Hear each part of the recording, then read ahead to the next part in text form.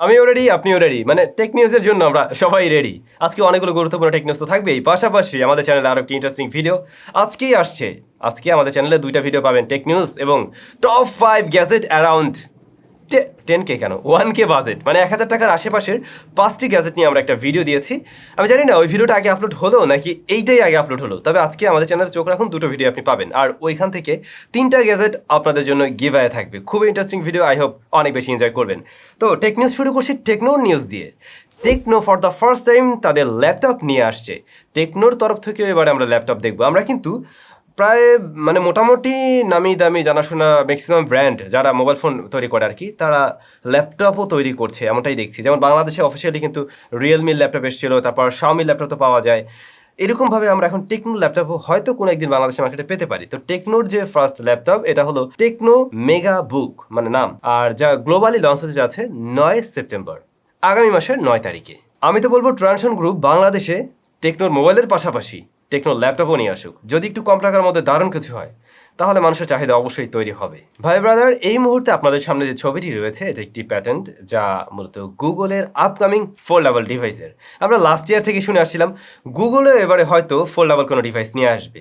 তো এই as usual foldable যে ডিভাইস আমরা দেখছি স্যামসাংয়ের তরফ থেকে, শাওমির তরফ থেকে, ওপো আর অন্যান্য ব্র্যান্ড যেগুলো মোটামুটি তৈরি করে আসছিল, হ্যাঁ অলমোস্ট সেম, একদম নতুন আহামরি কিছু না। তবে গুগলের ফোন হয়তো ক্যামেরা সেকশনে বেটার কিছু থাকবে বা আরও ডিফারেন্ট কিছু থাকলেও থাকতে পারে। দেশি নিউজ, আমি গত মাসেই শেয়ার করছিলাম ওপোর কোনো একটি নতুন ডিভাইস এ মাসে লঞ্চ হবে। তো এ মাস তো প্রায় শেষের দিকে, এ মাসে আর লঞ্চ হচ্ছে না, তবে আগামী মাসের 1 তারিখে, সেপ্টেম্বরের 1 তারিখে ওপোর নতুন ডিভাইস লঞ্চ হতে যাচ্ছে। এই ডিভাইসটা মিড রেঞ্জ বাজেটের smartphone, Oppo A57। Oppo A57 আমার মনে হয় এটা 1020 টাকার মধ্যেই লঞ্চ হওয়ার পসিবিলিটি আছে, বা বেশি হলেও হতে পারে। ওপোর ফোনগুলো তো নর্মালি দেখা যায় একটু বেশি দামে আসে। তো যা মোটামুটি এখন পর্যন্ত জানতে পারছি, ডিজাইনের দিক থেকে সুন্দর হবে, মানে ওপোর ফোন যেমনটা হয়, আর সেই সাথে বড় চার্জার থাকবে, হয়তো 30 ওয়াট বা 33 ওয়াটের চার্জার দিয়ে আসছে ওই স্মার্টফোন। এর বাইরে কী কী থাকছে সব কিছু জানা যাবে, আমাদের ফুল রিভিউ আসবে নিশ্চয়ই এই ফোন নিয়ে, দেন আপনারা সব কিছুই জানতে পারবেন। এদিকে আমাদের দেশি ব্র্যান্ড ওয়ালটন, তারাও একটি নতুন ডিভাইস নিয়ে আসছে, HM7। এই স্মার্টফোনটি আসবে বলে তাদের পেজ থেকে আমরা জানতে পারছিলাম, এবং আমার কাছে এখন এই মুহূর্তে বেশ কিছু লাইভ ফটো রয়েছে যেমনটা আপনারা দেখছেন।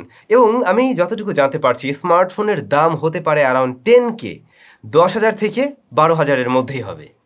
তো সেরকম বাজেটে একটা স্মার্টফোনের আউটলুক কিন্তু বেশ সুন্দর বলতে হয়, বিশেষ করে রিয়ার প্যানেল এবং ফ্রন্ট প্যানেল, যেহেতু ফ্রন্ট প্যানেলে আমরা পাঁচল কাট আউট দেখছি। আবার স্মার্টফোনের রিয়ার প্যানেলে রয়েছে 3টি ক্যামেরা, মেইন শুটার হলো 13 মেগাপিক্সেলের, 4900 মানে 4900 mAh এর ব্যাটারি, এবং 32GB ভ্যারিয়েন্টে হয়তো আসবে স্মার্টফোন। 10 থেকে 12,000 টাকা হচ্ছে এর দাম।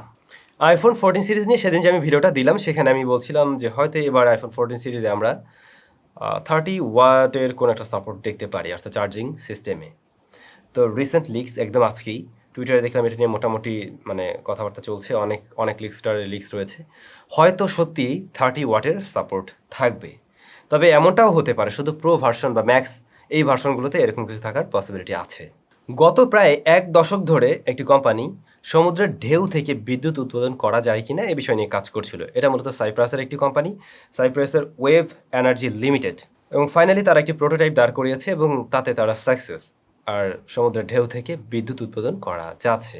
তো এখানে আপনারা একটা ছবি দেখছেন, আর ছবিতে আমরা যে মেশিন বা যে জিনিসটা দেখছি এটা মূলত দেখতে মেরুদণ্ডের মতো লাগছে, আর এটা কিন্তু ফ্লেক্সিবল। সমুদ্রের ঢেউ যখন আসে, এইটা ঢেউয়ের তালে তালে আর কি এটা নিজেকে ওইভাবে মুভ করতে পারে, বা একদম ঢেউটা যেভাবে যায় সেভাবে যায়, আর এই ঢেউয়ের কারণেই মূলত বিদ্যুৎ উৎপাদন হয়। মূলত এবছরের শুরুর দিকে কোম্পানিটি এই ওয়েভ লাইন ম্যাগনেট নামের প্রোটোটাইপ যন্ত্রটি প্রকাশ করে, আর এই সিস্টেমে এমনভাবে নকশা করা হয়েছে যাতে শক্তি উৎপাদনের জেনারেটরটি নির্বিঘ্নে ঢেউয়ের গতিবিধি অনুসরণ করতে পারে। মানে ওই যেটা বলছিলাম যে ঢেউ যেভাবে যাবে ও নিজেকে ঠিক সেভাবে মুভ করতে পারবে বা সেরকমভাবে সেট হয়ে থাকতে পারবে। এতে করে এর লংজিভিটি কিন্তু অনেকটাই বেড়ে যাবে, অর্থাৎ দীর্ঘদিন টিকে থাকবে এই মেশিনটা বা এই যন্ত্রটা। যদি এমন হতো যে ঢেউয়ের বিপরীতে সে যেতে চাইতো বা জিনিসটা শক্ত টাইপের হতো, তাহলে কিন্তু এর লংজিভিটি অবশ্যই হারাতো, খুব দ্রুত সময় নষ্ট হয়ে যেত। এবং বিজ্ঞানীরা দাবি করছে তারা এই যন্ত্রটা এমনভাবে তৈরি করছে যাতে পুনরায় আবার ব্যবহার করা যায়, অর্থাৎ নষ্ট হয়ে গেল যাতে পুনরায় ব্যবহার করা যায়। এই মুহূর্তে দাঁড়িয়ে আমরা দেখি যেমন সোলার সিস্টেম রয়েছে বা বিভিন্ন এয়ার টারবাইন রয়েছে, বাতাস থেকে যে টারবাইনগুলো ঘোরে। তো এইগুলো কিন্তু দেখা গেছে পরিবেশের জন্য একটা বোঝা স্বরূপেই বলা যায়, কারণ ওইগুলো যখন নষ্ট হয়ে যাচ্ছে তখন কিন্তু ওইটাকে আর রিসাইকেল করা যায় না বা তেমন কোনো মানে কাজে আসছে না। বাট এবারে বিজ্ঞানীরা এই ঢেউ থেকে বিদ্যুৎ তৈরি করার জন্য যে যন্ত্রটা আবিষ্কার করলো, এই জিনিসটা আবার রিসাইকেল করা যাবে বা পুনরায় ব্যবহার উপযোগী হবে। এতে করে কিন্তু অবশ্যই ভবিষ্যতে বলা যায় যে মানে একদম পরিবেশ দূষণ না করেই আমরা হয়তো বিদ্যুৎ পেতে পারি, মানে একদম বলা যায় জিরো কার্বন ডাই অক্সাইড তৈরি করেই। সনি ব্র্যান্ডের নাম আপনারা কে কে শুনেন নাই বলেন? আমার তো মনে হয় আপনারা সবাই শুনছেন। ইভেন এই যে ভিডিওটা রেকর্ড হচ্ছে এটাও সনির একটি ক্যামেরা দিয়ে, সনির সাউন্ড সিস্টেম, সনির কী যেন ছিল ওয়াকম্যান, তারপরে সনির সেন্সর। ম্যাক্সিমাম স্মার্টফোনের ক্যামেরায় আমরা বলতে সনির সেন্সর রয়েছে, আইএমএক্স অমুক অমুক অমুক তমুক। তো এরকম সনির আরও অনেক কিছুই রয়েছে যেগুলো হয়তো আপনি আমি ছোটোবেলা থেকে ব্যবহার করে আসি বা এই মুহূর্তেও ব্যবহার করছি। তো সনি এই যে কোম্পানিটি, তাদের প্রথম যে প্রোডাক্ট ছিল সেটা কি আপনারা জানেন? হয়তো আপনারা অনেকেই জানেন না। 1946 সালে সনির প্রথম তাদের কনজিউমার প্রোডাক্ট তৈরি করে, আর তা ছিল একটি rice cooker, electric rice cooker, এবং এইটা দিয়েই তাদের যাত্রা শুরু হয়েছিল। ছবিতে এই মুহূর্তে যে রাইস কুকারটি দেখছেন এটাই সনির প্রথম রাইস কুকার। কেমন লাগলো জেনে অবশ্যই কমেন্ট করে জানাবেন, আর ওই ভিডিওটা দেখতে ভুল করবেন না, আমাদের টপ 5 গ্যাজেটের ভিডিওটা। আমরা চলে যাবো এখন কমেন্ট সেকশনে। শামীম আহমেদ, সাম ভাই এলজি ভেলভেট নিয়ে কিছু বলেন, নিতে চাই, কেমন হবে জানতে চাই। এলজি ভেলভেট দেখতে বেশ সুন্দর স্মার্টফোন, রেয়ার প্যানেলটা বিশেষ করে, তবে একটু লম্বাটে শেপের, কিন্তু মানে একটু বেশি লম্বা কার্ভ ডিসপ্লে আছে, চার্জ কম থাকে। এর বাইরে মোটামুটি ওকে, আপনি নিতে পারেন চাইলে। আর আমরা মনে হয় ওই যে 20,000 না 22-25,000 টাকার একটা ভিডিও করছিলাম প্রিয়ন্ট, ওইখানে আপনি এর ব্যাপারে আরও অনেক তথ্য পাবেন। এমডি আশরাফুল ইসলাম, স্যাম ভাই ভিভো ড্রোন ফোন নিয়ে কিছু জানান। ভিভো ড্রোন ফোন নিয়ে তো 1 বছর আগেই কথা হয়েছিল, হয়তো আপনি মিস করছেন। ভিভো এরকম কোনো একটা ফোন নিয়ে কাজ করছে, আমরা শুনে আসছিলাম যে সামনে দিয়ে নাকি ড্রোন বেরিয়ে আসবে এবং ওটা দিয়ে সেলফি তোলা যাবে, এরকম কিছু। তো এটা আসলে কতটা প্র্যাকটিক্যাল হবে আমি জানি না।